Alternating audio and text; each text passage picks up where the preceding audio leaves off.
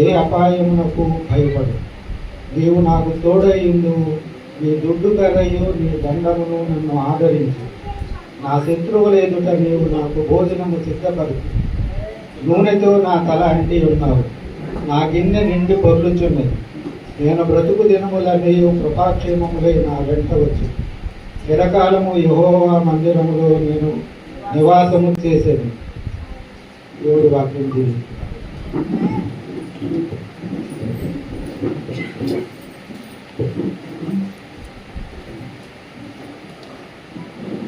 వాక్యం చదివి వినిపించిన ఆశీర్వాదం గారికి సంఘమందరి తరఫున వందనాలు తెలియజేస్తున్నాను. అలాగే వాక్య పరిచయం కొరకు హెచ్కేల్ గారు వచ్చి ప్రార్థన చేయవలసిందిగా కోరుతున్నాను.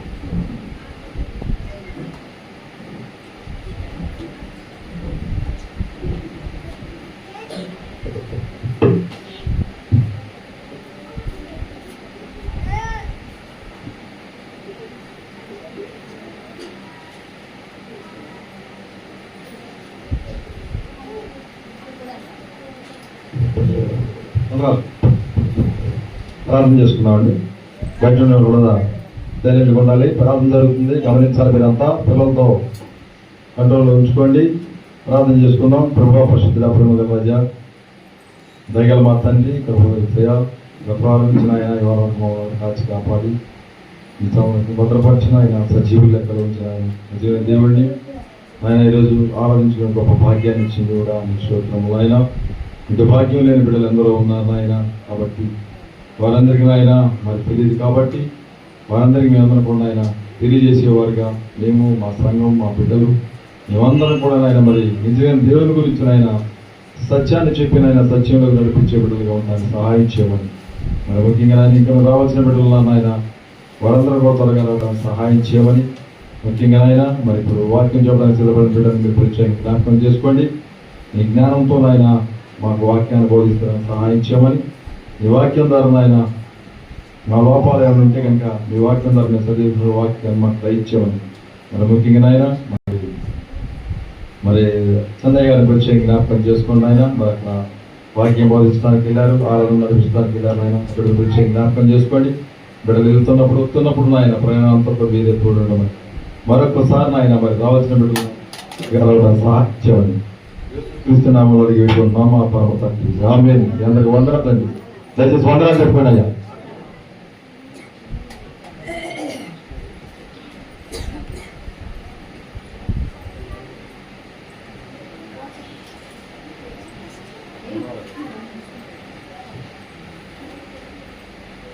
ముందుగా కూడి వచ్చిన మీ అందరికి నా హృదయపూర్వక వందనాలండి.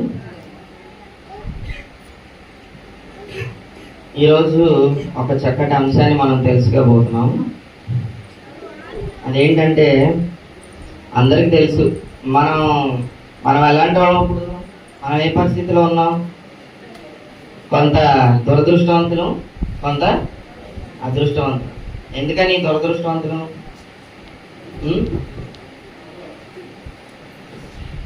మనల్ని విశ్వాసులకు తండ్రి ఎవరండి?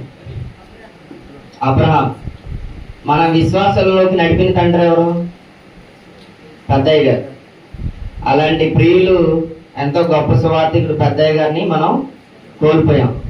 అలాగే రక్షణ ప్రణాళికను ఏర్పాటు చేసింది పరలోకపు తండ్రి. మనల్ని రక్షణలోకి నడిపించింది మన పెద్దయ్య గారు. అలాంటి గొప్ప వ్యక్తిని మనం కోల్పోయాం.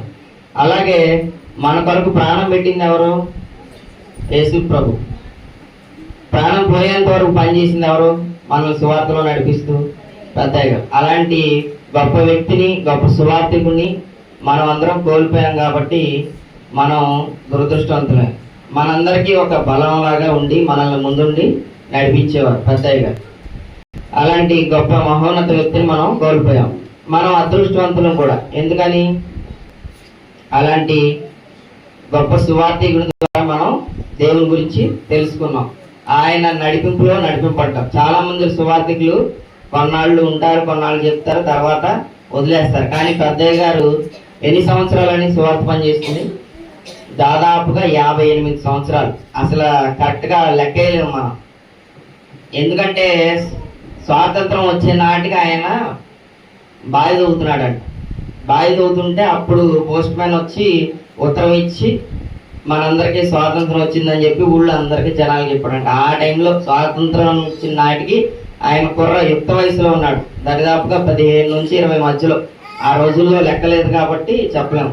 కానీ మా అంచనా ప్రకారం ఏంటంటే 95 నుంచి 98 మధ్యలో ఉండొచ్చు. మనం 1934 అని వేసుకున్నాం మేము ఉజ్జాయింపుగా, కానీ ఇంకా ఎక్కువే ఉన్నా ఆశ్చర్యపోకర్లేదు. 1929 అని ప్రభుదాస్ గారు ఇమానియల్ అంటారు. మేము 1929 నుంచి 1934 మధ్యలో పుట్టుంటారు. అన్ని సంవత్సరాలు చిరకాలంగా ఏం పని చేశారు ఆయన?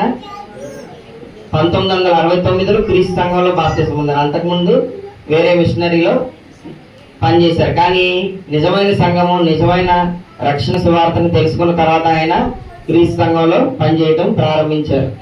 చాలా ప్రదేశాల్లో క్రీస్తు సంఘాలని నాటింది ఆయన. సంఘాన్ని ఏర్పాటు చేసింది, సంఘానికి పునాది ఎవరో? క్రీస్తు. కానీ చాలా ప్రదేశాల్లో, చాలా ఊర్లో అలా చెప్పుకుంటూ పోతే ఇటు సైడ్ చంద్రాల వెళ్ళడం, మైలవరం, చెముటూరు, అటు 4-5 ఊర్లు, ఇటువైపు నాగులూరు, కొత్తరెడ్డిగూడెం, రెడ్డిగూడెం, ఇంకా అవతల కల్లూరు, తిరువూరు, అలాంటి ప్రదేశాల్లో కూడా చాలా ప్రదేశాల్లో సంఘాలని ఏర్పాటు చేశారు. అలాగే ఇటు సైడ్ ఏలూరు, నూజివీడు, ప్రాముఖ్యంగా నూజివీడులో రామేమ్మారావుపేటలో కూడా అన్ని చోట్ల, ఏలూరు, వట్లూరు, ఇంకా ఆయన ఎన్ని సంఘాలని స్థాపించారంటే, ఎన్ని సంఘాలని ఏర్పాటు చేసి ఎంతో మంది సువార్థికులను తయారు చేశారంటే అది లెక్కలేదు. మొన్న దరిదాపుగా 120 మంది సువార్థికులు, కేవలం సువార్థికులు మాత్రమే అయ్యగారి కార్యక్రమం రోజున కూడుకున్నారు. అంతమంది సువార్థికుల్ని తయారు చేసి, అంతమంది సువార్థికుల్ని భక్తిలో నడిపించి ఆయన మనల్ని వదిలేసి వెళ్ళిపోయాడు. ఎక్కడికి వెళ్ళిపోయారు? ఇప్పుడు ఆయన ఎక్కడ ఉన్నారు? పరదేశంలో ఉన్నారు. తీర్పు జరిగిన తర్వాత అబ్రహాం రొమ్మున కుడిపార్శ్వంలో ఉంటారు. ఇలాగ మనం ఎంతో గొప్ప పని చేసిన పెద్దయ్య గారి గురించి కూడా మనం ఈరోజు తెలుసుకోబోతున్నాం. సంఘంలో 6 పాత్రలు ఉంటాయండి. సంఘంలో ఎన్ని పాత్రలు ఉంటాయి? 6 పాత్రలు. 6 పాత్రలు ఏమేంటి మీకు తెలిసినవి చెప్పండి. సంఘం ఏర్పాటైన తర్వాత అపోస్తలులు, తర్వాత ప్రవక్తలు, తర్వాత సంఘ పెద్దలు, తర్వాత పరిచారకులు, 5వది ఉపదేశకులు, 6వది సువార్థికులు. ప్రాముఖ్యంగా మనకి సువార్త పనిచేసింది పెద్దయ్య గారు. ఆ రోల్ గురించి మనం ఈరోజు, ఆ పాత్ర గురించి మనం ఈరోజు ఎక్కువగా తెలుసుకోబోతున్నాం. అపోస్తలులు వీళ్ళందరూ ఏ కాలంలో ఉన్నారండి? మొదటి శతాబ్దంలో ఉన్నారు. అపోస్తలులు ఎవరి మీద అయితే చేతులు ఉంచారో వాళ్ళు ప్రవచించారు, వాళ్ళు ప్రవక్తలుగా మారారు. వాళ్ళందరూ మొదటి శతాబ్దానికి చెందిన వాళ్ళు. అలాగే సంఘ పెద్దలు ఎవరండి? సంఘ పెద్దలు అంటే ఎవరు అసలు? ఆయన ముందు బాప్తిసం ముందు ఉండాలి, అలాగే ఆయన భార్య కూడా బాప్తిసం ముందు ఉండాలి, వాళ్ళ కుటుంబ సభ్యులందరూ కూడా బాప్తిసాలు పొంది ప్రభువులో నడిపింపబడ్డారు. అలాంటి సంఘ పెద్దలు ఎవరున్నారు మనకి ఇప్పుడు? అప్పారావు తాత గారు, పేతురు గారు, ప్రసాద్ గారు, మధుంకులు, దానియేల్ గారు, ఇలాగ మన సంఘంలో పెద్ద వయసులో ఉండి సంఘంలో ఎన్నో సంవత్సరాలుగా సంఘ పని కోసం పాటుపడే వాళ్ళందరూ సంఘ పెద్దలుగా ఉంటారు. అలాగే పరిచారకులు. పరిచారకులు అంటే ఎవరండి? సంఘ పనిలో పాల్గొనేవాళ్ళు. ఎవరు? మన ఏవేలు అన్నయ్య, మేరీ బాబు, ఎవరెవరైతే ద్రాక్షరసం ఇవ్వటంలో, ప్రభురాత్రి భోజనం ఇవ్వటంలో, కానుకలు లెక్క వేయటంలో, ఇంకా సంఘానికి సంబంధించిన ఏ పనులైనా చేసే వాళ్ళందరూ పరిచారకుల కింద వస్తారు. అలాగే 5వ వాళ్ళు ఎవరు? ఉపదేశకులు. ఉపదేశకులు అంటే లోకల్ ప్రీచర్స్. వాళ్ళ సంఘంలో మాత్రమే సువార్త ప్రకటించే వాళ్ళని ఉపదేశకులు అంటాం. మన సంఘంలో సువార్త ప్రకటించేది ఎవరు? పేదరు గారు, అవసరాన్ని బట్టి చామన్నయ్య, ఇంకా చెప్పేవాళ్ళు ఉన్నారు. వీళ్ళు ఉపదేశకులు వస్తారు, ఉపదేశకుల కింద వస్తారు. అలాగే సువార్థికులు అంటే ఎవరు? సువార్త పని నిమిత్తం, కేవలం సువార్త పని నిమిత్తమే వాళ్ళ జీవితాన్ని వెచ్చించిన వాళ్ళు. ఆ సువార్త పని నిమిత్తమే వాళ్ళ టైం అంతా కేటాయించి సువార్త పని కోసం, సువార్త పనిని, సువార్త అంటే ఏంటి? మంచి శుభవార్త, క్రీస్తుని గురించిన రక్షణ సువార్తని, ఆ సువార్తని అనేక ప్రాంతాలకు తీసుకెళ్లే వారిని సువార్థికుడు అంటారు. ఉపదేశకులు ఉంటారు, కానీ సువార్థికుడు అంటే ఎవరు? ఏదైతే రక్షణ సువార్త ఉందో దాన్ని ఇతరులకు అనేక ప్రాంతాలకి తీసుకెళ్లే వాళ్ళని సువార్థికుడు అంటారు. సువార్థికునికి అసలు ఉండవలసిన లక్షణాలు ఏంటి? పెద్దయ్య గారిలో మనం ఇవన్నీ చూస్తుంటాం. నేను పొద్దున్న ప్రిపేర్ అయ్యేటప్పుడు ఇవన్నీ రాసుకునేటప్పుడు ఒక క్వాలిటీ అన్నా మిస్ అవుతేమో, మామూలుగా జనరల్గా ఒక మనిషిలో ఒక క్వాలిటీ అన్నా మిస్ అవుతుంది. అలాంటిది మా తాతగారిలో ఒక క్వాలిటీ కూడా మిస్ అవ్వలేదు. సువార్థికులు ఉండవలసిన లక్షణాలు ఏంటి చూద్దాం. రక్షించబడి ఉండాలి, ముందు ఆయన రక్షణ పొంది ఉండాలి. అలాగే వాక్యం బోధించగలిగి ఉండాలి. అలాగే మూడవది దేవుణ్ణి సంతోషపెట్టువాడై ఉండాలి. అలాగే జగడమాడకూడదు. ఎప్పుడన్నా పెద్దయ్య గారు ఎవరికన్నా గొడవ పట్టడం చూసారా? చూసి ఉంటారు. జగడమాడటం చూసుంటారు. దేని నిమిత్తం? ఎవడన్నా వాక్యం అనుకోండి నిద్రపోతే వాళ్ళతో జగడమాడతాడు. సైతాన్, ఇది సైతాన్ ఉందండి. ఎవరినంటారు? ఎవరిని పక్కన దగ్గర కూర్చుని ముగించాయంటే నీళ్ళు సైతాన్ సైతాన్ బయటికి అంటాడు. ఎవరిని వదలరండి. దేవుని వాక్యాన్ని అశ్రద్ధ చేసే ఎవరితోనైనా ఆయన జగడమాడటానికి రెడీగా ఉంటాడు. అలాగే శ్రమలు సహించాలి. ఎన్ని శ్రమలు అనిపించి ఉంటాడు ఆయన. ఎంతో శ్రమపడి సువార్త పని చేస్తే కానీ ఇన్ని సంఘాలు స్థాపింపబడి ఉండవు. రెడ్డిగూడలో ఏంటి గొప్ప సంఘం ఉంది, నూజివీడులో ఇంత గొప్ప సంఘం ఉంది. అలాగే కల్లూరులో ఆయన వీడియో బయట 8 నిమిషాలు అంత దూరం నుంచి కూడా వీడియో తయారు చేసి మరి పంపించాడు. ఆయన చెప్పాడండి, ఎన్నో ప్రాంతాలకి కాలినడకన వెళ్ళి సువార్త ప్రకటించాడంట. ఎవరండి ఈ రోజుల్లో కాలినడకన వెళ్ళి సువార్త ప్రకటించేది? మనం ఇంట్లో ఆయన సైకిల్ మీద కల్లూరు వెళ్ళిపోయి విజయవాడ, కల్లూరు, ఏలూరు, వడ్లూరు సైకిల్ మీద వెళ్ళిపోయి స్వార్థ పట్టించేవాడు. మనకి ఇంట్లో ఎక్సర్సైజ్ చేసుకోవడానికి పెట్టుకున్న సైకిల్ దొక్కడానికి కూడా మనకి ఒళ్ళు బతకం. అలాంటిది ఆయన ఎన్నో వేల కిలోమీటర్లు, 100 కిలోమీటర్లు రాత్రి మగళ్ళు సైకిల్ మీద వెళ్ళి స్వార్థ ప్రకటించాడంట. దేవుడు ఆయన చేసిన పనిని ఆశీర్వదించి తర్వాత ఆయనకి 2 వీలర్ ఇచ్చాడు, తర్వాత ఆటో ఇచ్చాడు, ఇప్పుడు తర్వాత కారు, తర్వాత ఇంకా మంచి కారు. ఆయన ముగింపుకి వచ్చేసరికి దేవుడు అన్ని రకాలుగా ఆయన్ని దీవించాడు. ఏ పొదువా చేయలేదండి దేవుడు. ఎన్నో శ్రమలు సహించాడు, ఎంతో అవమానాలు భరించాడు. దేవుడు పని చేయడానికి వెళ్ళిన ప్రతి చోట పూల పాన్పే వచ్చిందండి. ఎవరు నువ్వు మాకు దేవుడి గురించి చెప్తున్నావు, ఎవరు నువ్వు అది చెప్తున్నావు, ఇది చెప్తున్నావు అని మీదపడి దాడి చేసిన వాళ్ళు కూడా ఉన్నారు. అన్ని శ్రమలు వచ్చినా సరే అన్ని శ్రమలు సహించి పెద్దయ్య గారు సువార్త పని చేశారు.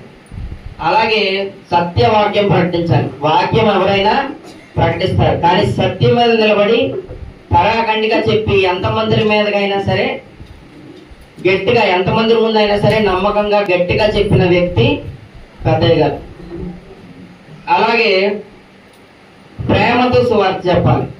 రక్షణ పొందడం కోసం, రక్షణ వివరించడం కోసం ఆయన ఎంతో ప్రేమగా కూడా చెప్పేవాళ్ళు. అయ్యా పొందండి అయ్యా అని చెప్పి. పొందడం వల్ల ఒక్కొక్కసారి ఎన్నిసార్లు చెప్పినా పొందకపోతే తిడతారు, కానీ ప్రేమగా కూడా చెప్పారు చాలాసార్లు.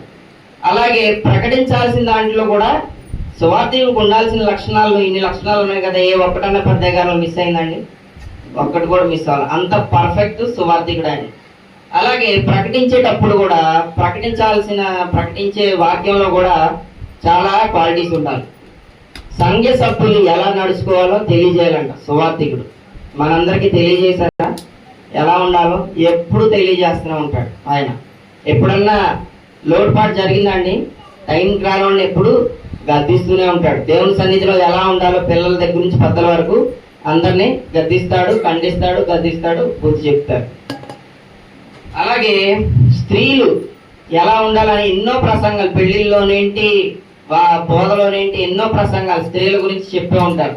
స్త్రీలు తల్లిగా ఎలా నడుచుకోవాలి, భార్యగా ఎలా నడుచుకోవాలి, కూతురుగా ఎలా నడుచుకోవాలి, కోడలాగా ఎలా నడుచుకోవాలి, ఎన్నో ప్రసంగాలు మనం వినే ఉంటాం. అలాగే పురుషుల గురించి కూడా భర్తగా ఎలా నడుచుకోవాలి, తండ్రిగా ఎలా నడుచుకోవాలి, కుమారుడిగా ఎలా నడుచుకోవాలని ఎన్నో ఫ్యామిలీ ప్రాబ్లమ్స్ చాలా మందికి వచ్చినా సరే అవన్నీ సర్దుబాటు అయ్యేటట్టు మాదిరిగా ఉండి వాళ్ళకి వాక్యాన్ని ప్రకటించి బోధించిన గొప్ప వ్యక్తి మనం ప్రసాదరావు గారు. అలాగే పిల్లలకేంటి, వృద్ధులకేంటి, అనేక మందులకి సువార్త ప్రకటించిన వ్యక్తి ఆయన. అలాగే యజమానుడు ఎలా ఉండాలి, దాసుడు ఎలా ఉండాలని అన్ని చెప్పారు, ఖండించారు, గద్దించారు, బుద్ధి చెప్పారు. అలాగే ఎప్పుడన్నా మీరు పక్షపాతం అనేది చూసారా పెద్దయ్య గారిలో? ఎవరినన్నా చూసుంటారేమో కానీ పెద్దయ్య గారిలో మాత్రం ఎవరైనా ఒకటే. పెద్దయ్య గారి ఎవరినైనా సరే, ఇచ్చేవాడినైనా ఇవ్వనోడినైనా ఇనేవాడినైనా ఎన్నోడినైనా చిన్న తప్పు దొరికిందంటే ఒకేలాగా ట్రీట్ చేస్తారు. పలానోడు గొప్పోడని పలానోడు లేనోడని ఆయనకి ఎప్పుడు ఆ ట్రీట్మెంట్ ఉండదు. పక్షపాతం అనేది ఉండదు. ఎప్పుడైనా సరే ఒకేలాగా ఉంటారు ఆయన. అలాగే సువార్థికుడు చేయాల్సిన పని ముఖ్యంగా ఏంటిది? రక్షణ సువార్తను ప్రకటించి బాప్తీసాలు ఇవ్వడం. ఎన్ని బాప్తీసాలు ఇచ్చి ఉంటారో కూడా లెక్కలేదండి. 1000 పైన ఇచ్చి ఉంటారు. 1000 లెక్కలోనే ఇచ్చి ఉంటారు. ఆయన ఎన్ని సంఘాలను ఏర్పాటు చేసి ఆయన అప్పచెప్పి వదిలేశారంటే అది లెక్కలేదు. మాకు తెలిసినంత మటుకు మేము లెక్క చెప్తాం, కానీ ఆయన ఎన్ని చోట్ల పనిచేశారో మనకి కౌంట్ లేదు. అన్ని ప్రాంతాలకు వెళ్ళి సువార్త ప్రకటించి అన్ని సంఘాలను ఏర్పాటు చేసి కేవలం పెద్దయ్య గారు చంద్రాల నూజువులో మాత్రమే చూసుకుంటున్నారు. మైలవరం కనుమర్ల తండ ప్రభుదాస్ గారికి అప్పచెప్పారు. ఇంకా ఎన్నో సంఘాలను ఏర్పాటు చేసి ఎంతో మంది విశ్వాసులు ప్రభువులకు నడిపించి బాప్తీసాలు ఇచ్చి సంఘాన్ని ఏర్పాటు చేసి చాలా మంది సువార్థికులకి వాటిని అప్పచెప్పి చక్కగా నడిపిస్తున్నారు. ఇప్పటికీ అవి ఎంతో అభివృద్ధి చెంది నడుస్తున్నాయి అంటే దానికి ప్రియులు పెద్దయ్య గారే కారణం. అలాగే ఎవరు సువార్థికుడికి ఉండాల్సిన ప్రాముఖ్యమైన లక్షణం ఏంటంటే ఏమైనా లోపాలు ఉంటే అవి సరిదిద్దాలి. ఆ మనోడే కదా అని చెప్పి కప్పిపుచ్చరు.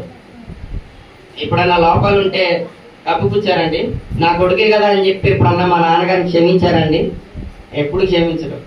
ఏదన్నా చిన్న లోటుపాట్లు వచ్చినా నన్నైనా ఎవరినైనా సరే ఖచ్చితంగా గద్దించి తీరుతాడు. వాటిని సరిదిద్ది తీరుతాడు. నీలో లోపం ఉంది, నువ్వు సరి చేసుకో, ఇది కరెక్ట్ కాదని ఎంతమంది ముందైనా కరాఖండిగా చెప్తారు పెద్దయ్య గారు. అలాగే సంపాదన కోసం చూసుకోడు.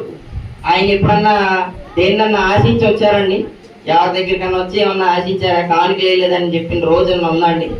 అసలు వాటిని ఆశించడు. అసలు ఆయన ఏమి అసలు దాని గురించి ఆలోచనే ఉండదు ఆయనకి. అసలు ఈ భూ సంబంధమైన వాటి మీద ఆయనకి మనసే లేదండి. అంత గొప్ప సువార్థికుడు. చాలా మంది సాధారణంగా సువార్థికులు అందరికీ కుటుంబాలు ఉంటాయి, అందరికీ కుటుంబం గురించి ఆలోచిస్తారు, కానీ ఈ భూ సంబంధమైన వాటి మీద మనసు ఉంచి ఎప్పుడు ఆయన ఏదో ఆశించి సువార్త పని ఎప్పుడు చేయలేదండి. అలాగే తప్పిపోయిన విశ్వాసాలను తిరిగి తెచ్చుకునే గుణం కూడా ఉండాలి సువార్థికుడు. ఎవరన్నా అసలు పెద్దయ్య గారు ఎంత అలర్ట్ గా ఉంటారంటే ఆదివారం అక్కడికి వెళ్ళినా సరే ఈ రోజు ఇక్కడ నేను ఏం చెప్పానని చెప్పి మళ్ళీ నాతో తిరిగి చెప్పించుకొని మళ్ళీ ఏదైనా వీడియో ఉంటే అది మళ్ళీ సాయంత్రం విని ఇంకా ఎవరన్నా రాలేదా ఎవరెవరు రాలేదు, అబ్రం గారు వచ్చారా, వీళ్ళు వచ్చారా అని చెప్పి పేర్లు చెప్పి మరీ అడిగేవాడు ఆయన. అంత అటెంటివ్నెస్. ఎవరన్నా రాకపోతే వెళ్ళి వాళ్ళని తిరిగి తెచ్చుకోవాలి, ఏంటి సమస్య అని కనుక్కొని వాళ్ళ కోసం ప్రార్థన చేసి వాళ్ళని పరామర్శించి వాళ్ళని మళ్ళీ తిరిగి దేవుని సన్నిధిలోకి తెచ్చుకోవాలని ఆ ఆరాటం ఆయన చేసిన పోరాటం దేవుని పని నిమిత్తం. అలాగే ప్రాముఖ్యంగా సువార్థికుడు చేయవలసిన ప్రథమ లక్షణం ఏంటంటే తర్వాత సువార్థికుడిని తయారు చేసుకోవాలి.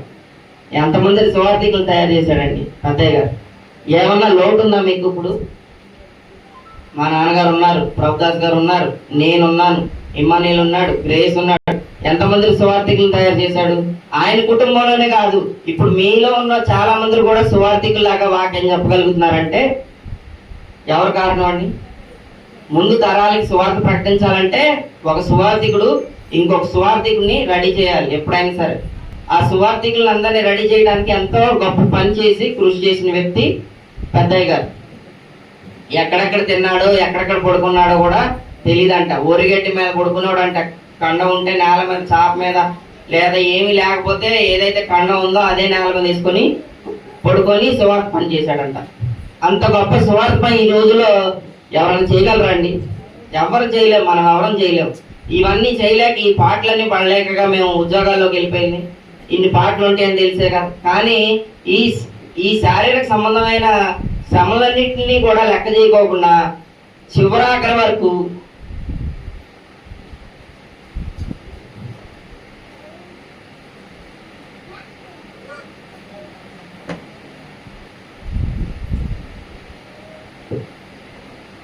లాస్ట్ లో చనిపోయారు. దాని షెడ్యూల్ ఏంటో తెలుసా?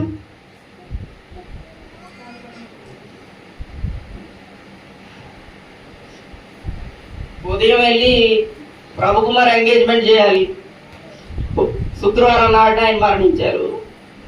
ఉపవాస ప్రార్థన చేయాలి. చంద్రాలి 4 దాకా ఉపవాసం. అక్కడ ప్రభుకుమార్ ఎంగేజ్మెంట్ లో ఉండి 4 మళ్ళీ చంద్రాలు వస్తానని వాళ్ళతో మాట్లాడాడు ఉపవాసంతో. 97 ఏళ్ళ వయసులో ఎవరైనా చేయగలరండి ఉపవాసం? మనం ఒక పూట తినకపోతేనే ఉండలేము. 4 దాకా అక్కడికి ఉండి ప్రార్థన చేసి మళ్ళీ 17వ తారీఖు మీటింగ్ కోసం ప్రభుదాస్ గారిని పిలవాలి, ఆయనకి వెళ్ళి చెప్పాలని చెప్పి మళ్ళీ మైలవరం వెళ్ళాలి. ఉపవాస ప్రార్థన చేసి ఆ వయసులో అంత షెడ్యూల్ పెట్టుకున్నాడు. మనకుందండి ఆ షెడ్యూల్ ఎప్పుడన్నా సువార్త పని నిమిత్తం. ఆయన చివరి నిమిషం వరకు దేవుని పని నిమిత్తమే ఆలోచించాడు. అంత గొప్ప వ్యక్తిని మనం కోల్పోయామంటే మనం నిజంగా దురదృష్టవంతులమే.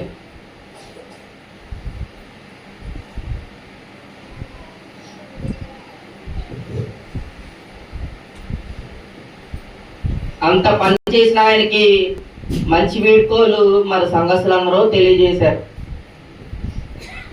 ఆ టైంకి చక్కగా హెచ్కేల్ అన్నయ్య అన్ని ఏర్పాటు చేశాడండి.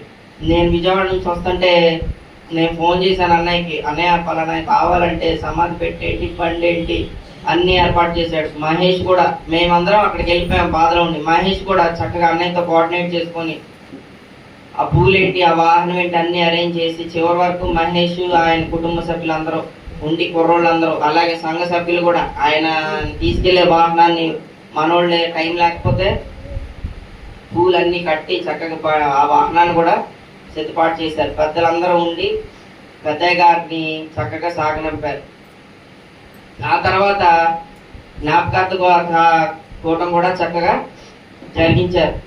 హెచ్కేల్ అన్నయ్య, సంగీతరావు అన్నయ్య, మన సంఘస్థులు అందరు కలిసి తలాక్ చేసి చంటి ఏంటి స్త్రీలేంటి అందరు కలిసి పనిచేసి చక్కగా వడ్డించారు.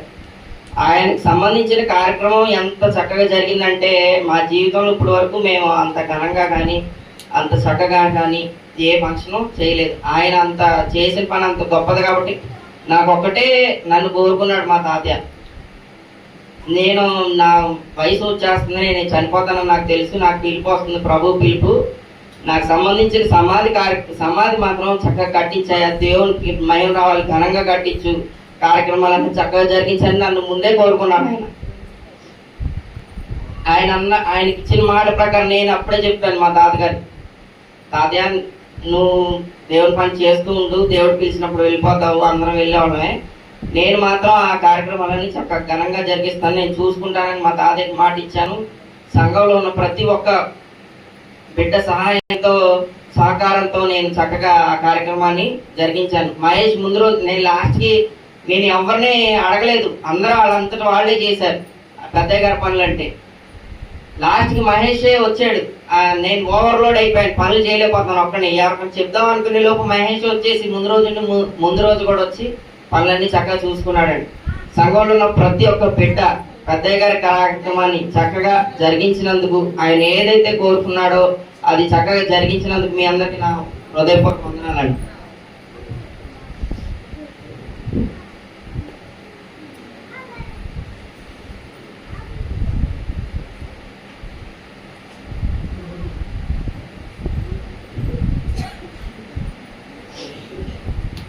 మనం ముఖ్య ప్రసంగంలోకి వెళ్ళిపోదామండి.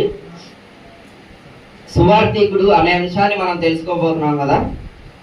సువార్థికుడి పని 18 ఉద్యోగాలతో పోల్చబడిందండి బైబిల్లో. 18 ఉద్యోగాల గురించి మనం తెలుసుకునేంత సమయం మనకు లేదు కాబట్టి వీలైనన్ని మనం తెలుసుకోవడానికి ప్రయత్నిద్దాం. 2వ తిమోతి సువార్త గురించి 3 పత్రికల్లో రాయబడిందండి. ఏమిటంటే 1 తిమోతి, 2వ తిమోతి, అలాగే తీతుకు రాసిన పత్రికలో రాయబడింది. 2వ తిమోతి 2వ అధ్యాయము 3-4 వచనాలు చూడండి. పేజ్ నెంబర్ 194 అండి. క్రీస్తు యేసు యొక్క మంచి సైనికుల వలె నాతో కూడా శ్రమను అనుభవించుము. సైనికుడు ఎవడను యుద్ధమునకు పోవునప్పుడు తను దండులో చేర్చుకున్న వాడిని సంతోషపెట్టవాలని ఈ జీవన వ్యాపారములలో చిక్కుకొనడు. సైనికుడు ఎలా ఉంటాడంట? చాలండి. సైనికుడు ఎలా ఉంటాడంట? క్రీస్తు యొక్క మంచి సైనికుని వలె నాతో కూడా శ్రమను అనుభవించుము. సువార్థికుడు సైనికుని వలె పనిచేయాలంట. సైనికుడితో కంపేర్ చేశాడు, సైనికుడు ఉద్యోగంతో.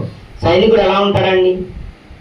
ఆ అనుకున్న కార్యాన్ని చేయడం కోసం ముందుకెళ్ళడమే కానీ వెనక్కి వెళ్తాడా?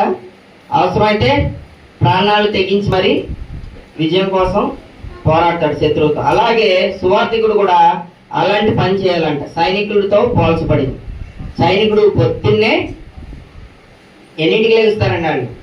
మిలిటరీ ట్రైనింగ్ ఎలా ఉంటుంది? చాలా దారుణంగా ఉంటుంది. దాన్ని తట్టుకోలేక పారిపోయేవాళ్ళు అనేక మంది. మా అందరికి మిలిటరీ ట్రైనింగ్ ఇచ్చారు పెద్దయ్య గారు. మేము చెప్తా ఉంటాం మిలిటరీ ట్రైనింగ్ పెద్దయ్య గారు అంటే మిలిటరీ ట్రైనింగ్ అని. పొద్దున్నే 4ంటికి లేచి పాటలు పడకపోతే వాళ్ళకి ఈ విమానం మూత మోగాల్సిందే. ఒకసారి పాటలు పాడలేదని చిన్నప్పుడు ఎప్పుడు వందనాలు చెప్పలేదని ఆదంగారు అయ్య గారిని ఊరి చెరువు దాకా పరిగెత్తించి కొట్టాడు.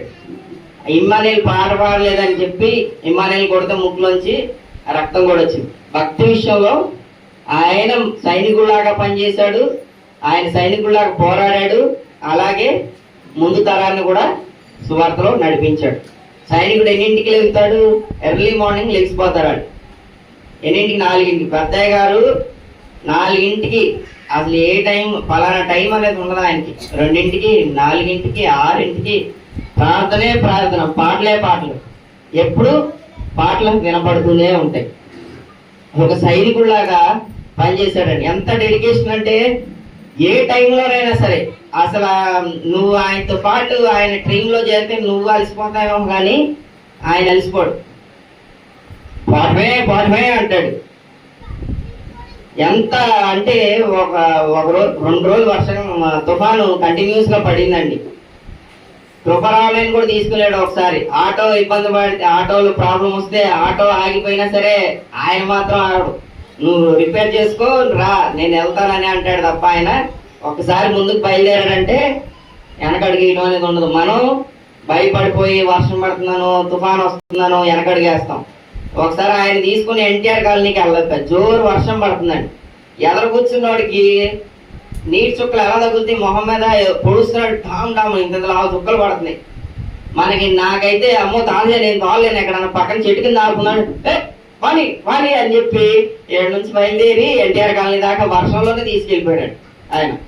ఆ ఎన్టీఆర్ కాలనీ ఈ లోతు నీళ్లు వెళ్ళటమే. ఎప్పుడన్నా ఆగాడండి? వర్షానికి భయపడి కానీ దేనికన్నా భయపడి కానీ సువార్త ప్రకటించడం ఆపాడా? ఒక సైనికుడిలాగా అల్లుపెరగని యోధుడిలాగా ఆయన 97 ఏళ్ల వరకు ఆయన పనిచేశాడు. దరిదాపుగా 60 సంవత్సరాలు పనిచేశాడండి సువార్త పని. అంత గొప్ప సువార్త నడిపింపులో మనల్ని అందరినీ నడిపించారు పెద్దయ్య గారు, ఒక సైనికుడిలాగా. అలాగే క్రీస్తు యొక్క మంచి సైనికులతో కొడాలి, నాతో కూడా శ్రమలు అనిపించము. సైనికుడు ఎవడను యుద్ధమునకు పోవునప్పుడు తను తండ్రిలో చేర్చుకున్న వాడిని సంతోషపెట్టవాలని ఈ జీవన వ్యాపారంలో చిక్కుకొనడు. ఈ లోక సంబంధమైన వాటిల్లో ఆయన ఎప్పుడు చిక్కుకొనలేదు. ఒక సైనికుడిలాగా ముందుకు వెళ్ళాడు. ఎవరిని సంతోషపెట్టడం వల్లే? అప్పుడు మనకి ఎవరైతే సేనాధిపతి ఉంటాడో ఆ సేనాధిపతిని సంతోష పెట్టాలని చెప్పి సైనికులందరూ ఫైట్ చేస్తూ ఉంటారు. మన సేనాధిపతి ఎవరు? క్రీస్తు. ఆ క్రీస్తు రాజ్య సువార్తను ప్రకటించడం కోసం, ఆయన సంతోష పెట్టడం కోసం ఆయన చివరి సెకండ్ వరకు సైనికుడు వల్లే పనిచేశారు. అలాగే సువార్తికుడిని ఒక క్రీడాకారునితో కూడా పోల్చబడి ఉందండి. కింద వచనంలో కూడా చూడండి, 5వ వచనం. మరియు జట్టి అయిన వాడు పోరాడినప్పుడు నియమం ప్రకారము పోరాడుకుంటే వానికి కిరీటము దొరకదు. చూడండి, జట్టి అయిన వాడంటే ఎవరంట? మంచి క్రీడాకారుడు అంట. జట్టి అయిన వాడంటే మంచి క్రీడాకారులు ఏం చేస్తారండి? ఎంత పర్ఫెక్ట్ గా ప్రాక్టీస్ చేస్తారంటే, ఇప్పుడు మనకి సచిన్ టెండూల్కర్, మనకి క్రికెట్ ప్లేయర్స్ తెలుసు. అలాగే లేడీస్ లో కూడా ఒలింపిక్స్ లో మెడల్స్ తెచ్చిన పివి సింధు తెలుసు. వాళ్ళు ఎంత నిక్కచ్చిగా ప్రాక్టీస్ చేస్తారంటే వాళ్ళు ఆడే ఒక్కొక్క షాట్ అంత పర్ఫెక్ట్ గా ఉంటది. ఒక షాట్ కొడితే చాలా పర్ఫెక్ట్ గా ఉంటది, ఎవరు పట్టుకోలేని విధంగా ఆ గ్యాప్స్ లో చూసి ఆడతారు. అంత ఎక్స్పీరియన్స్. క్రీడాకారుడు ఎలాగైతే అంత ప్రాక్టీస్ తో నేర్చుకుంటాడో, పెద్దయ్య గారు అంత ప్రాక్టీస్ తో. ఏం చదివాడంటే పెద్దయ్య గారు? ఏమన్నా చదివాడా? ఏం చదవాలి. ఆయన తమ్మిం ప్రశ్న. కానీ బైబిల్ చదవడం కోసం అని చెప్పి ఆయన అక్షరాలు నేర్చుకున్నాడు. ఆయన అంత విశ్వాసం. ఎవరన్నా నేర్చుకున్నారండి? నేను బైబిల్ చదవడం కోసం అయినా సరే ఖచ్చితంగా భాష నేర్చుకోవాలి అనేవాళ్ళు ఉన్నారా? మన బ్రతుకు తెరువు కోసం ఇంకా దేనికోసం అమ్మో నా ఆస్తి పత్రాలు ఆ పత్రాల్లో నాకు తెలియకుండా ఏలు ముద్దలు సంతకాలు పెట్టించుకుంటానేమో అని చెప్పి భయపడి చదువుకున్న వాళ్ళు, లేదా ఇంక చదువుకుంటే ఇంకేమన్నా జీవితంలో గొప్పలు అవుతామని చెప్పి చదువుకున్న వాళ్ళు ఉంటారు. కానీ నేను బైబిల్ స్టార్టింగ్ నుంచి చివరి వరకు చదవాలని చెప్పి కసితో ఆయన తెలుగు నేర్చుకున్నాడు. అంత ప్రాక్టీస్ నేర్చుకున్నాడు. ఆయనకి ఏ బిరుదు ఇచ్చారో తెలుసా? గొప్ప గొప్ప సువార్థికులందరూ బైబిల్ కంప్యూటర్ మనకి ఇచ్చారండి. ఇదిగో ఇది చెప్పాలంటే ఈ నల్ల డైరీ ఒకటి బీటెక్ చదివా నేను. ప్రతి అంశం క్షుణ్ణంగా రాసుకొని చదువుకొని 10 సార్లు వేసుకొని మళ్ళీ ఏదైనా చెప్పాలంటే తప్పు వస్తుందేమో అని చెప్పి బ్రాకెట్లో పేజ్ నెంబర్లతో సహా రాసుకొని వస్తాను. ఎంత చదువుకున్నాడు. బ్యాంకులో మేనేజర్గా చేస్తున్నా. ఆయన ఎప్పుడన్నా బైబిల్ తీసి చూడటం కానీ ఉందా? ఎప్పుడన్నా చూసారా మీరు? అనర్గళంగా చెప్తాడు. కంఠస్థ వాక్యాలు, ఆయన ఎన్ని కంఠస్థ వాక్యాలు ఆయన చెప్తారంటే ఇక ఆయన బైబిల్ తీయక్కర్లా. పెద్దయ్య గారు పలానా రిఫరెన్స్ ఎక్కడుంది అని అడిగామంటే చాలు, అదిగో అక్కడ ఉందా అని చెప్పి నువ్వు తీసే లోపల ఆయన తీయకుండా చదివేస్తాడు. ఆయన అంత కంఠస్థ వాక్యాలు ఆయన మెదడులో. చదువుకున్నాడు కూడా అంత జ్ఞానం ఉన్నదండి. దేవుని జ్ఞానం అంత క్షుణ్ణంగా పరిశీలించి అంత కఠోరమైన ప్రాక్టీస్తో ఆయన దేవుని పట్ల ఉన్న ఆసక్తితో ఆయన వాక్యాన్ని చదవటం నేర్చుకున్నారు. వాక్యాన్ని చదివి మనందరికీ నేర్పించారు. నియమం ప్రకారం వాక్యాన్ని ప్రకటించాలంట. వాక్యం ప్రకటించేటప్పుడు అలాగే ఆత్మలను కూడా రక్షించాలి. ఎవరన్నా ఇప్పుడు బైబిల్ని మొదటి నుంచి చివరి వరకు చదవని వాళ్ళు కూడా సువార్థికుడు నేను అని చెప్పి చెప్పుకుంటా తిరుగుతున్నారు. కానీ ప్రతి ఒక్కటి క్షుణ్ణంగా పరిశీలించి నేర్చుకొని ఎటువంటి తప్పిదం లేకుండా మనకి బైబిల్లో ఏదైతే ఉందో అది మాత్రమే మనకి ప్రకటించి బోధించి మనల్ని అలాంటి సరైన విశ్వాసులుగా తయారు చేశారు. ఇప్పుడు సచిన్ అంట క్రికెట్ ఆడటానికి వెళ్ళేటప్పుడు అంట అతను హోల్ కెరీర్ మొత్తంలో కూడా సరిగ్గా కడుపు నిండా తినిందే లేదంట. ఎందుకని తెలుసా? బాగా తినేళ్ళామనుకో బిర్యానీ, 1 రన్ వరకే 2 రన్ల వరకే తాల్సిన చోట ఒక కడుపులో ఎంత వెల్త్గా ఉంటే అంత బాగా రన్నింగ్ చేస్తారని కెరీర్ మొత్తంలో సరిగ్గా తినేవాడు కదా. ఏదైతే ఎనర్జీ బూస్టర్ అవసరమో అంత మాత్రమే తినేవాడు. పివి సింధు కూడా 4 సంవత్సరాలు ఒలింపిక్స్ మెడల్ కోసం ప్రాక్టీస్ చేసేటప్పుడు తనకి ఇష్టమైన ఐస్ క్రీమ్లు కూడా అసలు ఒక్కరోజు కూడా ముట్టుకోలేదండి. ఈ శారీరక సంబంధమైన ఆహారాలన్నింటినీ క్రీడాకారులు దూరం పెడతారు. జట్టి అయిన వారు పోరాడినట్లు చదవండి ఆ వచనం ఒకసారి.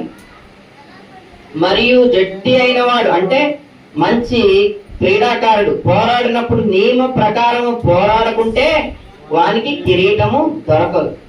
ఆ కిరీటం కోసం పరిగెత్తారండి పెద్దయ్య గారు.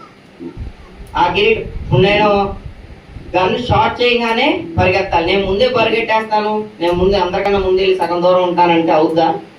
నియమం ప్రకారం పోరాడాలంట. జట్టి వేయడవాడు మంచి పోరాటం పోరాడేవాడు నియమం ప్రకారం పోరాడతాడంట. ఆ నియమం ప్రకారం ప్రతిరోజు వాక్యాన్ని ధ్యానిస్తూ ప్రతిరోజు ఉదయాన్నే లేచి ఆయన షెడ్యూల్ ఎలా ఎంత బిజీగా ఉంటుందంటే లాస్ట్ మినిట్స్ లో కొంచెం తగ్గించారు. కానీ అంతకుముందు ప్రతిరోజు ఏదో ఒక చోటకి వెళ్ళి ఏదో ఒక చోట సువార్త ప్రకటించాలి. అంత పక్కాగా ఉంటుంది ఆయన షెడ్యూల్. నియమం ప్రకారం ఆయన సువార్త ప్రకటించేవాడు. వాక్యానికి అనుగుణంగానే ఆయన సువార్త బోధించేవాడు. అలాగే మనలందరిని కూడా నడిపించాడు. ఆయన వీళ్ళు ఎలాగైతే ఈ శారీరక ఆహారాన్ని దూరం పెట్టారో ఆయన కూడా అంతే అండి. ఆత్మీయ ఆహారానికే ప్రాధాన్యత ఇచ్చేవాడు. ఎప్పుడైనా సరే శారీరక ఆహారానికి ప్రాధాన్యత ఇచ్చారండి? ఎవరింటికి వెళ్ళినా నాకు అది పెట్టండి అయ్యా, ఇది ఉండండి అయ్యా అని చెప్పి ఎప్పుడన్నా ఎవరికైనా చెప్పారా? అసలు నువ్వు ఎన్ని వండినా అయ్యగారు తినమంటే తినకోకుండా వస్తాడు. నువ్వు ముందు ఇది కాదు, ఈ ఆహారం కాదు నాకు కావాల్సిన ఆత్మీయ ఆహారం అండి. మేము అందుకే పట్టుబట్టి మరి ఆ రోజు కార్యక్రమం జరిగేటప్పుడు జనరల్ గా క్రౌడ్ ఎక్కువ ఉంటే మనం ఏం చేస్తాం, జనవరి 1 కూడా ఇక్కడ జరుగుతూనే ఉంటుంది, అక్కడ అది పెడుతూనే ఉంటాం పిల్లలకి ఎట్టి షుగర్లు ఉన్నవాడికి. కానీ ఆ రోజు ఇది పెద్దయ్య గారి కార్యక్రమం. ఆయన ముందు ఆత్మీయ ఆహారానికే ప్రాధాన్యత ఇస్తాడు, శారీరక ఆహారానికి కాదు అని పట్టుబట్టి ఎవరు ఎన్ని చెప్పినా మేము వెళ్ళా. చివరి ప్రార్థన అయిన తర్వాతే భోజనం కార్యక్రమం అనేది ఇక్కడ చివరి కార్యక్రమం అయింది. చివరి ప్రార్థన అయింది. అక్కడ మహేష్ గ్రేస్ ని పిలుచుకొని భోజనాలు ప్రార్థన చేయించుకొని అప్పుడు వడ్డించడం మొదలెట్టాం. ఏమన్నా ఇక్కడ పెద్దయ్య గారికి కార్యక్రమం జరుగుతుంటే అక్కడ మనం భోజనాలు బట్టి ఏమన్నా సభ, అది పెద్దయ్య గారు ఏమన్నా సంతోషపడే విషయమా? ఆయన ఎప్పుడు మనకి తిండి కాదు, శారీరక ఆహారం కాదు, ఆత్మీయ ఆహారానికి ప్రాధాన్యత ఇస్తాడు. అందుకని మేము కరాఖండిగా నిక్కచ్చిగా ఆ రోజు అది ఫాలో అయ్యాం. మనకి పెద్దయ్య గారు నేర్పిన విలువలండి అవన్నీ. అలాగే 2 తిమోతి 4వ అధ్యాయము 6 నుంచి 8 వచనాలు చూడండి. పెద్దయ్య గారు ఎప్పుడు చెప్తా ఉంటారు ఈ వచనం, నేను ఇప్పుడే పానార్పణముగా పోయబడుచున్నాను. ఈ వచనం మొన్న ఎవ్వరు పట్టలేదట. ఆయనతో పాటు ఉండి ఆయన్ని బాగా క్షుణ్ణంగా చూసి ఆయన బాగా తెలిసిన పేదరు గారు ఒక్కళ్ళు చెప్పారట. ఆయనకి ఉన్న సంబంధం. నేను పనులు చేసుకుంటే తిరుగుతున్నా, మా తాతయ్యకి సంబంధించిన కార్యక్రమాలు చక్కగా జరగాలి. నాకు ఆ రోజు కన్నీళ్ళు రాలేదు, కానీ నీ వాక్యం చెప్పినప్పుడు నాకు ఇమ్మీడియట్ గా ఎమోషన్ అయిపోయి. ఏమని 7వ వచనం చదువు. మంచి పోరాటం పోరాడితిని, నా పరుగు కడముట్టించితిని, విశ్వాసము కాపాడుకుంటుని. ఇక మీదట నా కొరకు నీతికి జట్టి అయిన వాడు పోరాడినప్పుడు నీతి కిరీటము ఖచ్చితంగా వచ్చి తీరుతుంది. ఆయన చివరి రోజులు ఉన్నప్పుడు కూడా ఈ వచనమే తరచుగా చెప్తూ ఉండేవాడు. మంచి పోరాటం పోరాడను, నా కొరకు నీతి కిరీటం ఉంచబడి ఉన్నది. ఇక మీదట నా కొరకు నీతి కిరీటం ఉంచబడి ఉంది. ఆ దినమందు నీతిగల న్యాయాధిపతి అయిన ప్రభు అది నాకు మాత్రమే కాకుండా తన ప్రత్యక్షతను ఆపేక్షించి వారికి అందరికీ అనుగ్రహించును. అది ఆయనకే కాదంటండి, ఆయన భక్తిలో పెరిగిన మనందరికీ, ఏదైతే క్రీస్తు రక్తాన్ని క్రీస్తు రాజ్యాన్ని తెలుసుకొని మనం వచ్చామో, ఆయన భక్తులు ఎదుగుతున్న మనందరి కోసం కూడా ఆ నీతి కిరీటము ఉంచబడి ఉంది. అందుకే ఆయన సమాధి రాయి మీద కూడా ఈ వచనమే రాయించారు. అంకుల్ గారు ఆ రోజు ఇంటికి బట్టి నాకు బాగా స్ట్రైక్ అయింది. ఆ రాయి మీద ఆయన ఎప్పుడు చెప్పుకుంటా ఉంటాడు, ఆ వాక్యాన్ని బట్టి ఎప్పుడు సంతోషిస్తూ ఉంటాడు. కాబట్టి మంచి పోరాటం పోరాడి తిని, నా పరుగు కడముట్టించి తిని, నా కొరకు నీతి కిరీటము ఉంచబడి. ఆ వచనం అంత బాగా అంత యాప్ట్ గా ఎవరికైనా సెట్ అయిందంటే అది పౌలు గారికి. ఆ తర్వాత మనం చూసిన వాళ్ళలో పెద్దగా భూమి మీద అనేక మంది ఉండొచ్చండి, అనేక గొప్ప సువార్థికులు ఉన్నారు, గొప్ప గొప్ప మహా వ్యక్తులు ఉన్నారు, భక్తిపరులు కూడా ఉన్నారు. మనం చూసిన వాళ్ళలో ఆ వచనానికి బాగా యాప్ట్ పర్సన్, పర్ఫెక్ట్ పర్సన్ పెద్దయ్య గారు. అలాగే చదవండి మిగతా వచనాలు కూడా. 1 కొరింథీ 9వ అధ్యాయము 24 నుంచి 27 వచనం, పేజ్ నెంబర్ 152 అండి. 1 కొరింథీ 9వ అధ్యాయము 24 నుంచి 27. పందెపు రంగమందు పరిగెత్తు వారందరూ పరిగెత్తురు గాని ఒక్కడే బహుమానం పొందునని మీకు తెలియదా? అటువలే మీరు బహుమానం పొందినట్లుగా, అదండి, బహుమానం పొందినట్లుగా పరిగెత్తారు. ఆయన ఏ రోజు అలుపు అనేది లేదు. ఒక రోజు పలానా రోజు ఆగయ్య నువ్వు వర్షం పడుతుంది అన్నావు అనుకో, నీలో సైతాన్ ఉండి నన్ను ఆపడానికి ప్రయత్నిస్తున్నాను అంటారు తప్ప ఆయన ఆగడండి. ఎప్పుడు అసలు ఏది ఆశించడం. ఆయనకున్న ఏంటి పొలం ఏంటి ఇల్లు ఏంటి అవన్నీ ఏమీ ఉంచుకోలేదు, అన్ని రాసిచ్చేసారు. ఆయనకి లాస్ట్ 20 years లో ఆయన ఉంచుకున్నది ఏంటయ్యా అంటే, ఆయన బైబిల్ జాగ్రత్తగా పెట్టుకోవడానికి ఒక బ్యాగ్, ఆ ఒక బ్యాగ్ మాత్రమే ఆయన ఉంచుకున్నాడు. ఇంకేం ఆయన చూసుకునేవాడు కాదు. మేము మా డాడీకి ఎప్పుడు షర్ట్లు కొంటా ఉంటాం కదా, మేము మా తాతయ్యకి కూడా న్యూ ఇయర్కి ఈ ఫెస్టివల్స్ వచ్చినప్పుడు ఒక్క తెల్ల చొక్కాయి కొంటే ఎంత సంబరపడిపోయాడు అంటే, భలే ఉందయ్యా తెల్ల చొక్కాయి తప్ప ఏమి వేసుకునేవాడు కాదు. తెల్ల చొక్కాయి ఎన్నున్నా తెల్ల చొక్కాయి, వేరే చొక్కాయి కొనిస్తే ఆయనకి సంతోషం ఉండేది కాదు. ఆ తెల్ల చొక్కాయి, తెల్ల ప్యాంటు, బ్లూ ప్యాంటు, ఆ బైబిల్, ఆ బ్యాగ్, అందులో వృద్ధాప్యంలో ఉన్నారు కాబట్టి కొంత మాత్రలు ఉంటాయి అంతే. అంతకుమించి ఒక ఫోన్ ఉండదు, ఉండదు. ఆయన కోసం ఆలోచించి అక్కడ మెయిన్ టెన్షన్ పడేవాళ్ళు. ఏ బస్సు ఎక్కుతాడో ఎక్కడ దిగుతాడో తెలియదు. ఆయనకి అన్ని దేవుడు అంత ఫేవరబుల్ గా చేసేవాడు. ఆయన ఎవరు లేరు, ఎవరు కుదరలేదు అనుకుంటే ఎవరికి ఒక్కడే వెళ్ళిపోయాడు. వచ్చేటప్పుడు కూడా వర్షంలో వస్తున్నాడు అనుకో, పొరపాటున ఒకరోజు తాతయ్య ఒప్పుడు వెళ్ళాడు, ఫోన్ లేదు, ఎట్ట వస్తాడో ఏంటని మేము టెన్షన్ పడతాం. ఎంతసేపు అని వర్షంలో అక్కడ వెయిట్ చేస్తాం, వెయిట్ చేయలేక మేము టెన్షన్ పడతాం. ఒకరోజు ఆయన ఒక ముస్లిం ఆయన గడ్డ ఉంది, ఆయన తీసుకొచ్చి చర్చి ముందు దింపాడు. అసలు ఆ దేవుడు పని చేసేవాడికి ఎలా సహాయం చేయాలి, ఎప్పుడు ఏం చేయాలో ఎవరికి తెలుసు. మేమందరం టెన్షన్ పడుతున్నాం ఉన్నా సరే ఆయన జాగ్రత్తగా వర్షంలో కూడా నీట్గా తీసుకొచ్చి ఇంటి ముందు దింపాడు. ఒక ఫోన్ లేదు, ఒక దారి తెలియదు, చీకటి పడింది, కరెంటు పోయింది, మేమందరం టెన్షన్ పడతా ఉన్నాం. అంత టెన్షన్లో దేవుడు ఆయన్ని ఎలా కాపాడుకోవాలో ఆయనకి తెలుసు. మామూలుగా చందాల నుంచి మైలవారం నుంచి వస్తుంటే ఇక్కడ సినిమా సెంటర్ దగ్గర దిగుతాడండి. అప్పుడప్పుడు దిగటం మర్చిపోతాడు. ఒకసారి దిగటం మర్చిపోతే ఎటు వెళ్ళిపోతాడో ఏంటో కూడా ఆయనకి గుర్తుండదు. మేము ఆదివారం మేము తీసుకెళ్తాం, మీటింగ్ ఉన్నప్పుడు తీసుకెళ్తాం. శుక్రవారం మాత్రం ఎవరు వచ్చినా రాకపోయినా ఆయన వెళ్ళిపోయాడు ఉపవాస ప్రార్థన. మా తమ్ముడు అటు నుంచి వస్తున్నాడంట, అక్కడ పెద్దగాంధీ బొమ్మ సెంటర్లో దొరికాడు ఆయన. ఏంటి అసలు ఆయన నేను ఎక్కడ ఆగుతాను ఎక్కడ దిగుతాననేది కాదు, ముందు దేవుని పని చెయ్యాలి, దేవుడే చూసుకుంటాడు అనుకున్నాడు. నాకేంట్రా నా ప్రభు ఉండగా అని వాళ్ళ అమ్మగారు ఏ మాట అయితే నేర్పిందో అదే మాటనే ఆయన ధైర్యంగా పెట్టుకొని ఆయన జీవితకాలం ఆ ప్రభువుని నమ్ముకుని పనిచేశాడు. నేను ఈరోజు ఇక్కడ నుంచొని పని చేస్తున్నానన్నా కూడా పెద్దయ్య గారే కారణం. ఎందుకంటే పెద్దోడుగా ఇంట్లో పెద్ద కుమారుడుగా నాకు ప్రాధాన్యత ఇస్తారు, కానీ పెద్దయ్య గారు మాత్రం ఒకటే చెప్పాడు, మా డాడీకి కూడా చెప్పేవాడు. మా డాడీ ఏదన్నా చెప్పి మాకేమన్నా ఒపీనియన్ డిఫరెన్స్ వచ్చినా, ఇగో జాషువా పెద్ద కొడుకు ఏం చెప్తే అదే ఫైనల్ అనేవాడు. అదే మాటకు కట్టుబడి మా ఇంట్లో వాళ్ళందరూ కూడా ఉంటారండి. ఇప్పుడు కూడా మా అక్క కానీ మా తమ్ముడు కానీ వీళ్ళందరూ కూడా వీళ్ళకి ఉద్యోగాలు వచ్చిన ఈ పొజిషన్లో ఉన్న నా మాటకి ప్రాధాన్యత ఇస్తున్నారంటే, మా డాడీ కూడా నాకే అన్ని అప్పు చెప్తున్నారంటే దానికి కారణం పెద్దయ్య గారే. అవి జాషువా ఉన్నాడు, జాషువా చూసుకుంటాడు, ఏది చెప్తే అది చేయండి, జాషువా చెప్పింది. నాకు ఆ ప్రాధాన్యత కలుగుతుందంటే మా కుటుంబంలో కానీ ఎందులోనైనా సరే ఎక్కడైనా సరే పెద్దయ్య గారే కారణం. నాకు బీటెక్లో అనుకుంటా కుర్రతనం కాబట్టి ఆటోమేటిక్గా గొడవలు పడుతూనే ఉంటాం. బీటెక్ బాగా తెలుసు, యంగ్ బ్లడ్ కాబట్టి కుర్రోళ్ళందరూ నాన్నలతోనేంటి ఇంట్లో ఉన్న వాళ్ళతో గొడవ పడుతూనే ఉంటారు.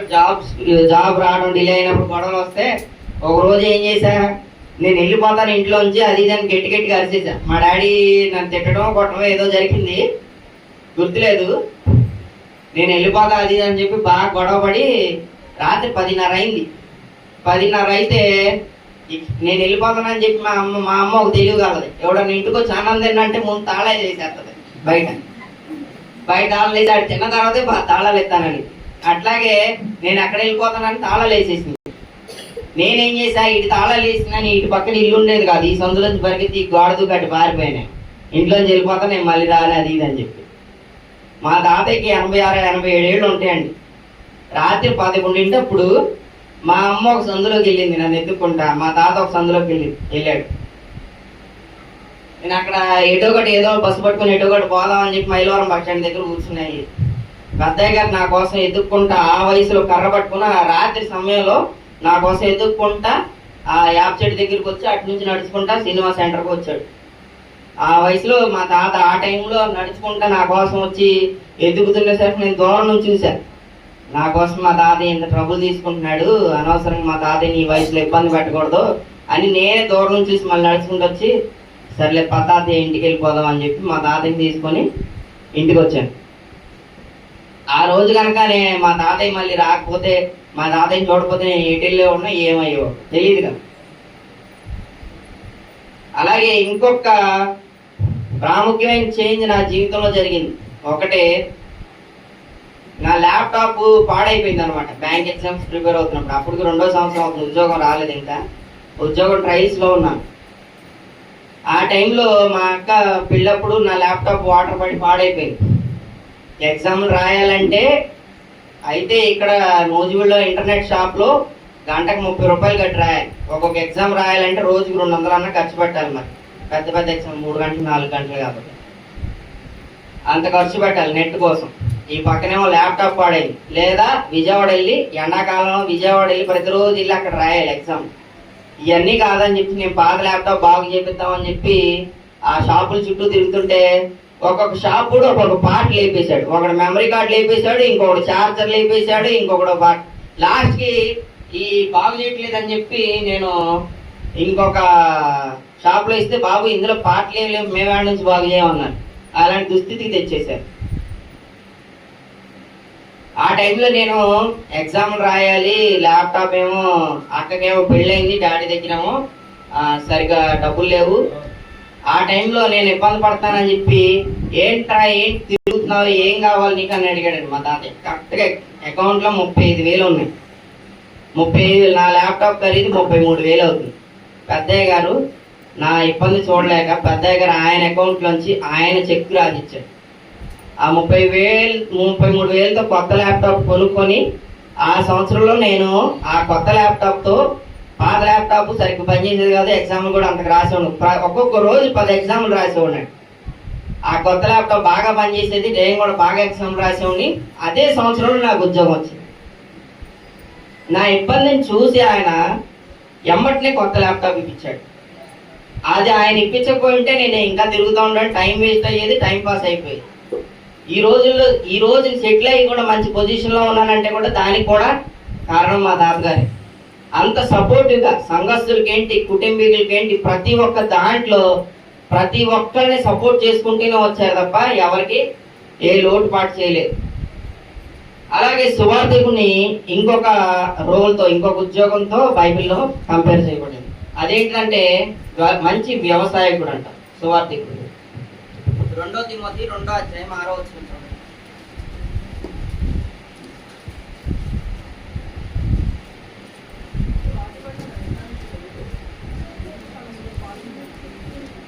పేజ్ నెంబర్ 194 అండి.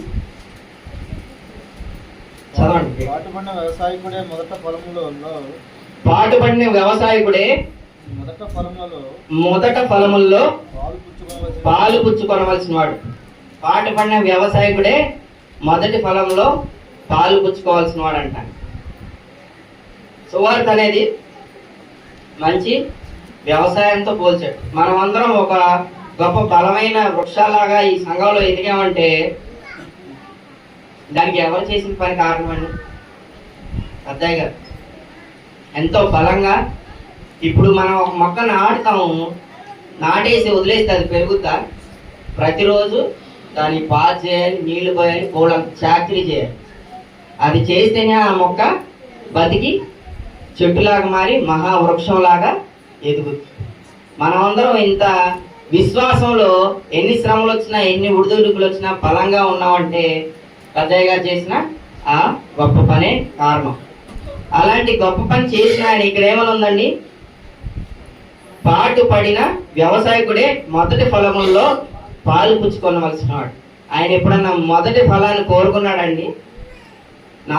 నేను ఈ సంఘాన్ని స్థాపించాను, అక్కడ రెడ్డిగూడెంలో కానీ, ఎక్కడన్నా నాగలూరులో కానీ, కల్లూరులో కానీ వెళ్ళి ఈ సంఘాన్ని నేనే స్థాపించాను, ఇంతమందిని రక్షించాను, ఇగో ఈ చందాల్లో నాకు ఈ భాగం ఇవ్వని ఎప్పుడన్నా ఎవరినన్నా కోరుకున్నాడా? ఏ ఫలాన్ని కోరుకోలేదండి. చెప్పాను మీకు, ఆయనకున్న ఒకే ఒక ప్రాపర్టీ ఏంటిది? బైబిలు, అది పెట్టుకోవాల్సిన బ్యాగ్, ఆయన వేసుకునే తెల్ల చొక్కా, తెల్ల ప్యాంట్, వాటిని తప్ప ఇంక ఏటిని ఆయన చూసుకోలేదు, ఏటిని కోరుకోలేదు. ఈ భూ సంబంధమైన ఫలాల మీద, వేట్ల మీద ఆయన మనసు ఉంచుకోలేదు. అంత గొప్ప సువార్త పని చేశారు మన పెద్దయ్య గారు. అలాగే 1 కొరింథీ 9వ అధ్యాయము 11వ వచనం చూడండి. పేజ్ నెంబర్ 151 అండి. 1 కొరింథీ 9వ అధ్యాయము 11వ వచనం అండి. మీ కొరకు ఆత్మ సంబంధమైనవి మేము విత్తి ఉండగా మీ వలన శరీర సంబంధమైన ఫలములను కోసుకుంటా గొప్ప కార్యమా? అదండి, ఆయన ఎప్పుడు శరీర సంబంధమైన ఫలాల్ని కోరుకోలేదు. ఇంకా కొంతసేపు కూర్చొని వాక్యం వినాలి, ఇంకా 4 పాటలు పాడాలి, ఇంకా భక్తులు ఎదగాలనే కోరుకున్నాడు. కానీ వెళ్ళిన చోట మటన్ పెట్టారా, చికెన్ పెట్టారా, ఏమన్నా చేశారా, లేదా కానుకలు ఇచ్చారా, ఇలాంటి ఏమి అసలు ఆ సువార్థికుడు మనసులో ఉండేదే కాదు. ఆయన ఇంకా ఎలాంటిదంటే, ఎక్కడికన్నా వెళ్తే నాకు జాబ్ రానప్పుడు నేను డ్రైవింగ్ చేసేవాడిని. ఒక పెద్దయ్య గారు మ్యారేజ్ రిజిస్టర్ కాబట్టి ఒక 2,000 ఇచ్చారనుకో, పెళ్లి చేసినందుకు 2,000 ఇచ్చారనుకో, 500 పెట్రోల్కి పోయింది. 500 తోలినందుకు నాకు ఇచ్చేవాడు, 500 ప్రభుదాస్ గారికి, 500 ఆదాం గారికి, అట్లా ఒక 2000 వస్తే ఏం చేసేవాడు? వచ్చిన సువార్థికులకి, పాటలు పాడటానికి వచ్చిన వాళ్ళకి, వాక్యం చదివిన వాళ్ళకి అందరికీ పనిచేసేవాడు తప్ప ఆయన 1 రూపాయి కూడా ఆయన దాచుకున్నది లేదండి. అంత గొప్ప వ్యక్తి ఆయన. భూ సంబంధమైన వాటి మీద, భూ సంబంధమైన ఫలాల మీద ఆయన మనసు ఎప్పుడు ఉంచుకోలేదండి. అలాగే సువార్థికుని ఇంకొక రోల్తో కంపేర్ చేశారు, ఇంకొక ఉద్యోగంతో. అదేంటంటే నేర్పరి అయిన శిల్పకారుడు అంట. అంటే ఏంటి? పెద్ద మేస్త్రి, చేయి తిరిగిన మేస్త్రి అన్నమాట. 1 కొరింథీ 3వ అధ్యాయము 10వ వచనం నుంచి 15వ వచనం చూడండి. 147 అండి పేజీ. 1 కొరింథీ 3వ అధ్యాయము 10 నుంచి 15 వచనాలు. దేవుడు నాకు అనుగ్రహించిన కృప చొప్పున నేను నేర్పరైన శిల్పకారుని వలె పునాది వేసి మరి ఒకటి దాని మీద కట్టుచున్నాడు. ప్రతివాడు దాని మీద ఎలాగో కట్టుచున్నాడో జాగ్రత్తగా చూసుకునే వాళ్ళు. వేయబడినది తప్ప మరి ఒక పునాది ఎవడును వేయనేరుడు. ఆ పునాది యేసుక్రీస్తేనంట. ఆ పునాది ఎవరంట అండి? యేసుక్రీస్తే. క్రీస్తు పని కోసం ఆయన ఎన్నో చోట్ల క్రీస్తు సంఘాలని ఏర్పాటు చేసి వదిలేశారు. ఆ సువార్థికులు, ఆయా సువార్థికులకి ట్రైనింగ్ ఇచ్చి, ఆయా సువార్థికులకి బాధ్యత చెప్పి వదిలేశారు. అంతేగాని ఈ సంఘం నాది, ఇది నేను చేశానని ఆయన ఎప్పుడు చెప్పుకోలేదు, పట్టుకొని కూర్చోలేదు. అలాగే ఎవడైనాను ఈ పునాది మీద బంగారము, వెండి, వెలగల రాళ్ళు, కర్ర, గడ్డి, కొయ్య, కాలు మొదలైన వాటితో కట్టిన ఎడల, కొయ్య కాలు వాని పని కనపడును. ఆ దినమున దాన్ని తేటపరచును, అది అగ్ని చేత బయలుపరచబడును. పెద్దయ్య గారు ఎలాంటి పునాది మీద కట్టారో ఎప్పుడు తెలుస్తుందంట? ఆ దినమున అగ్ని వచ్చిన రోజు తెలుస్తుంది మనం ఎవరమే ఏంటనేది. ఒక్కొక్కరు ఒక్కొక్క దానితో కడతారంట. చాలా మందిరంలో సంఘ సభ్యుల్ని తీసుకొస్తారు, విశ్వాసుల్ని తయారు చేస్తారు. మరి ఆ విశ్వాసుల్లో ఎవరు బంగారము, ఎవరు వెండో, ఎవరు ఇంకా బలమైన రాళ్ళు, వెలగల రాళ్ళు, ఎవరు కర్రో, ఎవరు గిడ్డో, ఎవరు కొయ్యకాలు మొదలైన వాళ్ళు. కర్ర ఏమైందండి? కాలిపోతుంది. అలాగే గాలి రాగానే గడ్డి ఎగిరిపోతాయి. ఇవన్నీ అగ్ని రాగానే విలువలేనివి, వీక్వి ఏమవుతాయి? ఖచ్చితంగా తగలబడిపోతాయి. కానీ ఏవి నిలుస్తాయి? కాలే కొద్దీ బంగారం ఇంకా తగదగ మెరుస్తుంది. అలాంటి బంగారం మన సంఘంలో ఉన్నారు. బంగారం, వెండి మనమందరం చాలా విలువ పెట్టి కొనబడిన వారు. ఆ శ్రమలు వచ్చినప్పుడు ఎప్పుడైతే మనం నిలబడతామో ఆ రోజు ఆ అగ్నిలో కాల్చబడినప్పుడు మనకు వెండ, బంగారమా, బలమైన రాళ్ళు అనేది తెలిసిపోతుంది. మనం అందరం ఎప్పుడు ఎన్ని శ్రమలు వచ్చినా సరే దేవుని పనిలో ఎదుగుతూ బలంగా ఉంటే అప్పుడు మనం ఏమైనట్టు? పెద్దయ్య గారు ఏదైతే గృహాన్ని కట్టారో ఆ గృహంలో బంగారంతో కట్టినట్టు, వెండితో కట్టినట్టు, బలమైన రాళ్లతో కట్టినట్టు మనం అందరం అంతం వరకు నిలబడి మధ్యలో తప్పిపోకుండా ఆయన ఏదైతే దేవుని పని అనే బాధ్యత మనకి ఇచ్చెళ్ళారో ఆ బాధ్యతను మనం నిర్వర్తించిన రోజు మనం బంగారం, వెండి, వెలగల రాళ్లతో సమానం అవుతాం. చివరి వరకు ఉంటేనే ఉన్నట్టు. లేదనుకో మనం అందరం ఏటితో సమానం? గడ్డి పూస, ఇంకా ఏమేమి ఉన్నాయి? కర్ర, గడ్డి, కొయ్యకాలు, వీటితో మొదలైన వాళ్ళలాగా మనం అగ్ని చేత దహిపోవడంగానే మనం ఎగిరిపోతాం. అలాగా మనం ఉండకూడదండి. మనం అందరం బలంగా సువార్త పని చేయాలి. పునాది మీద ఒకడు కట్టిన పని నిలిచిన వాడు జీతము పుచ్చుకొను. సరే, ఇంకా ఎఫెసీయులకు రాసిన పత్రిక 2వ అధ్యాయము 20 నుంచి 21 వచనం చూడండి. పేజ్ నెంబర్ 174 అండి. ఎఫెసీయులకు రాసిన పత్రిక 2వ అధ్యాయము 20 నుంచి 21 వచనం. క్రీస్తు యేసే ముఖ్యమైన మూలరాయి అయి ఉండగా అపోస్తలులను ప్రవక్తలను వేసిన పునాది మీద మీరు కట్టబడి ఉన్నారు. ప్రతి కట్టడము ఆయనలో చక్కగా అమర్చబడి ప్రభునందు పరిశుద్ధమైన దేవాలయముకు వృద్ధి పొందుతున్నది. ప్రతి కట్టడము ఏమవుతుందంటండి? ఆయనలో చక్కగా అమర్చబడి. ఈ మందిరం ఉందనుకో, ఈ మందిరంలో కట్టేటప్పుడు చక్కగా అమర్చబడిందా? ఇగుడు దిగుడుగా ఉందా? ఏదైనా సరే మన ఆశీర్వాదం గారు ఉన్నారు కదా, మేస్త్రి గారు, ఆయన చక్కగా సమాధి కట్టాడు, నీట్గా కట్టి పెట్టారు. ఏం తీసుకోలేదండి లక్ష్మణరావు గారు. నేను ఇస్తానన్నా సరే అది వద్దాయి పెద్దయ్య గారి సమాధి నేను తీసుకుని అన్నారు. చాలా నీట్గా కట్టి పెట్టారు, అంత చక్కగా కట్టారు. ఎగుడు దిగుడుగా కట్టారండి, కట్టరు ఎవరు.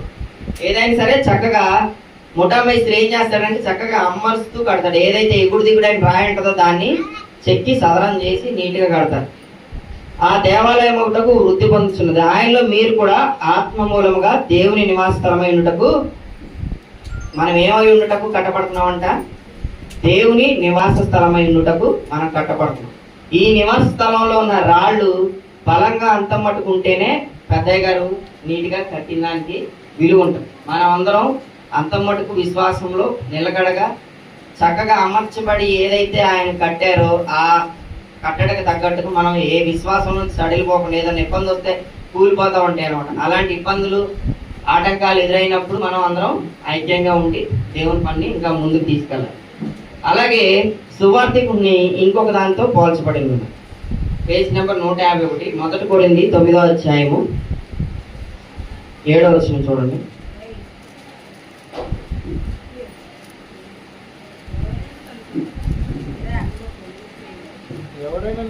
ఎవరైనాను తన సొంత ఖర్చు పెట్టుకుని దండులో కొలువు చేయనా, ద్రాక్ష తోట వేసి దాని ఫలం తినని వాడేవాడు, మందను కాచి మంద పాలు త్రాగని వాడేవాడు. చాలండి. ఎవరైనా ఉన్నారండి? ఎవరైనా ఉన్నారా? మందను కాచి మంద పాలు తాగని వాడు ఎవరైనా ఉన్నారా?